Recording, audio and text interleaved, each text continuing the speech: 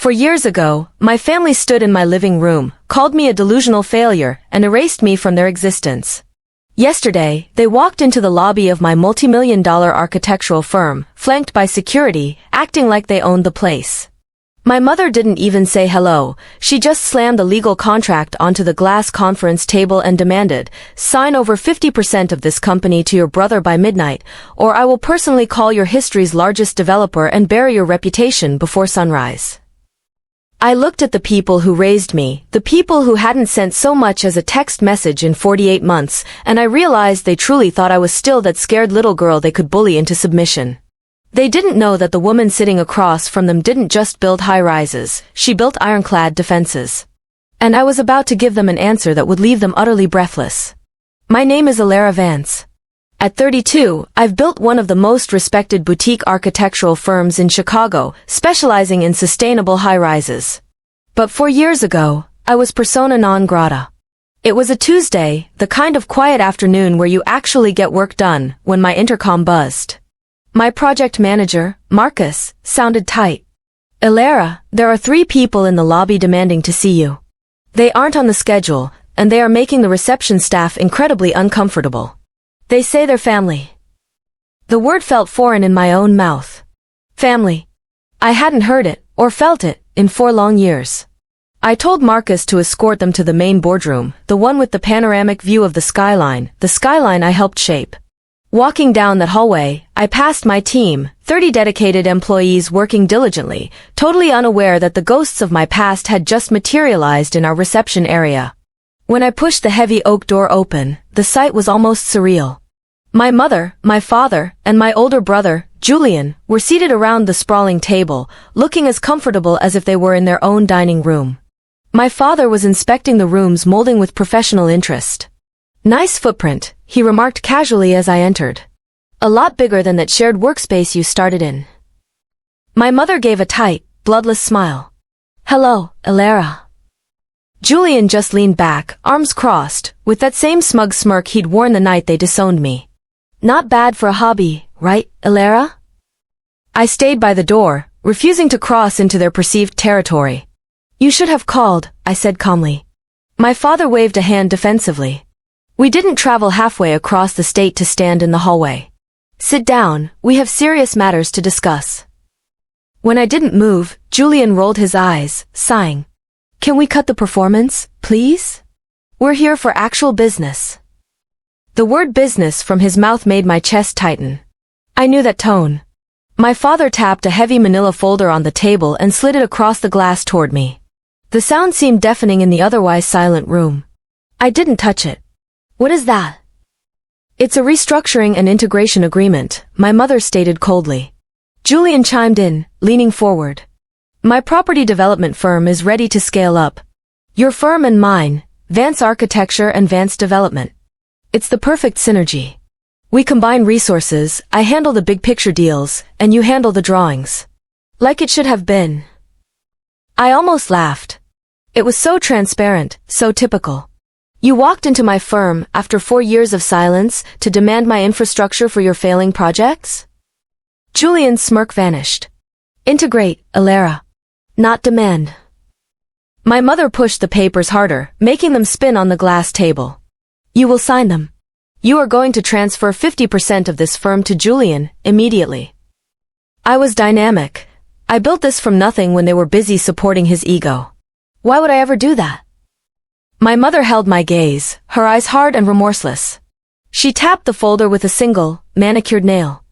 "Because if you don't, I will call the CEO of Sterling Heights Development, your primary stakeholder, and I will tell him exactly where your seed money came from and the creative accounting you used to secure your original contracts." The threat was precise and lethal. Sterling Heights was our lifeline. Losing them would create a domino effect that would flatten the firm. My father watched my face closely for the expected collapse. "You've built a fine portfolio here, Alara," he said smoothly. "But our industry is built on reputation. Once that trust is gone." Julian smirked, spreading his hands. "Once that trust is gone, this Vance Architecture vanishes. Sterling won't take the risk. They'll terminate, and you know it." For years ago, they had called me delusional when I refused to bail Julian out of another bad investment. For years ago, they cut me off for attacking him with the truth. And now, they had materialized to hijack the very sanctuary I had built from the ashes of their rejection. For a moment, I didn't speak. Then, I did the one thing they weren't prepared for. I smiled. It was a slow, genuinely happy smile. "All right," I whispered. My mother blinked, taken aback by the immediate surrender. "What?" I said, "All right," I repeated. "If we're going to discuss this synergy, let's do it properly." Julian's smug grin returned, tenfold. He patted my father on the arm. "See? I told you she'd listen to reason once the stakes were clear." But none of them noticed the specific kind of smile I was wearing. It wasn't the smile of a victim who had been conquered, it was the look of a strategist who had just lured her enemy directly into a kill box. I looked at the three people who had thrown me away like garbage when I refused to perpetuate their favorite lie. Julian tapped the papers again, assuming ownership. "Smart move. This is actually a massive opportunity for you." I studied his face, that identical, self-satisfied smile he wore the night I exposed his fraud 4 years ago, the night our parents chose his delusion over my reality. Back then, Julian and I had been partners in Vance Development.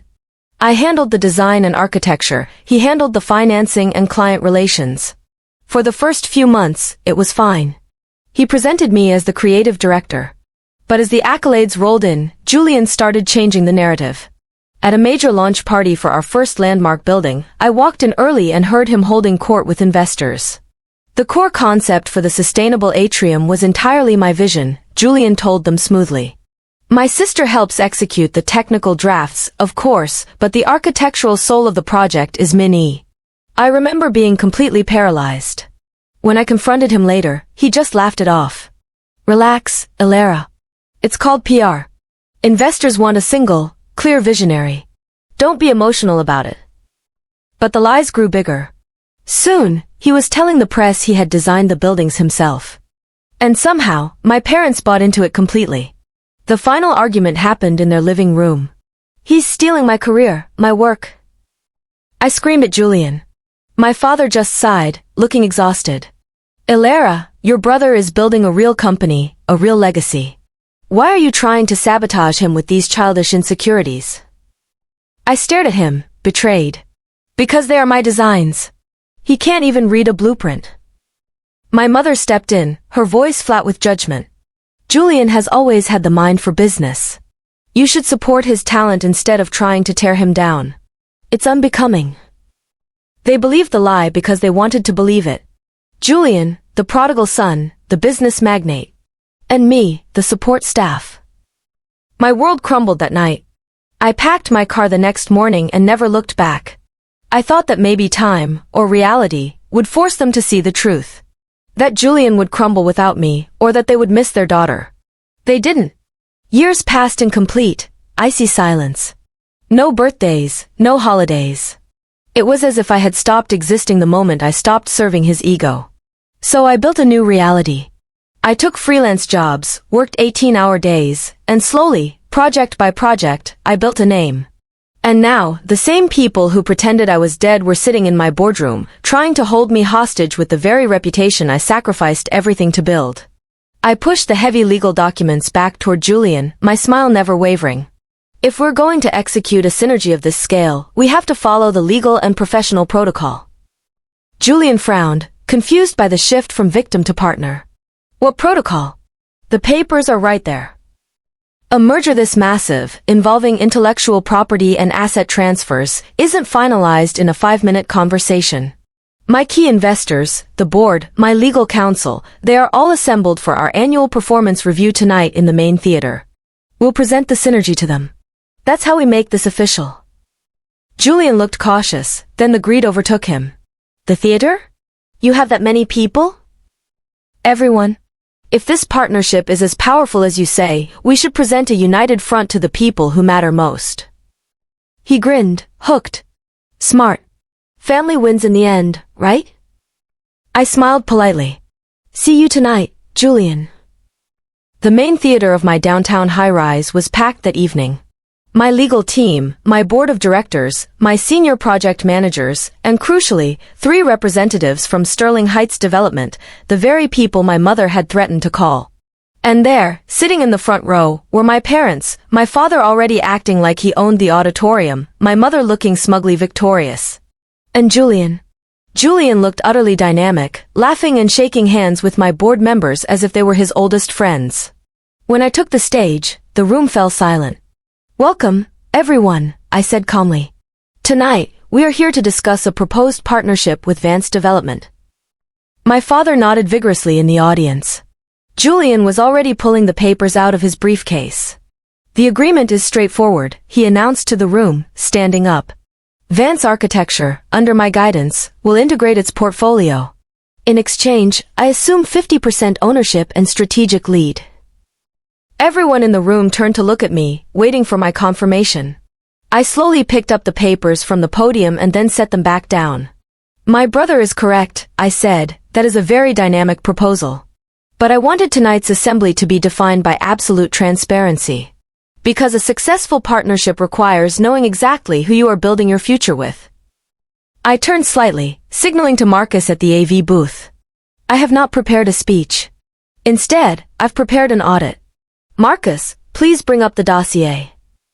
A tall, imposing woman in a sharp suit and a man with a heavy laptop cases walked through the side door. Julian's smug smile evaporated instantly. These were not my lawyers. "Who are they?" My father demanded from the audience. "This is not necessary, Alara." "These are forensic financial auditors," I stated to the room, my voice booming through the sound system. The auditors opened their cases, and instantly, massive charts and spreadsheets flickered across the massive 50-foot screen. It wasn't architecture. It was an autopsy of Julian's career.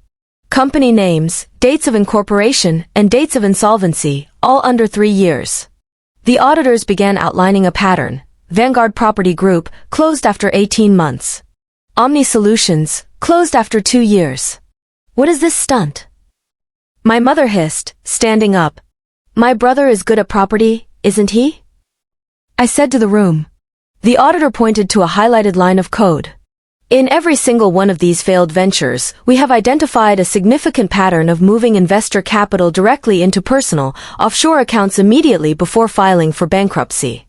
A cumulative total of $4.8 million. The room froze. My parents looked utterly destroyed, my mother slumping into her chair, my father staring at the screen in abject shock. Julian grabbed his briefcase, turning pale as a sheet. "We're leaving," he declared, trying to reach the exit. But Marcus had timed the rehook perfectly. He nodded to the back of the auditorium, and the heavy security doors slammed shut with a resonating thud. 2 uniformed security guards stepped out of the shadows, blocking the escape. Julian was trapped, exposed, and utterly defeated in front of the very people he had boasted to just minutes ago.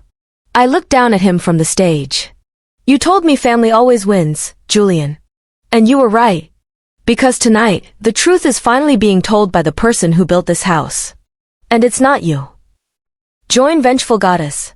Subscribe, comment, like, and share. Together, we turn pain into power.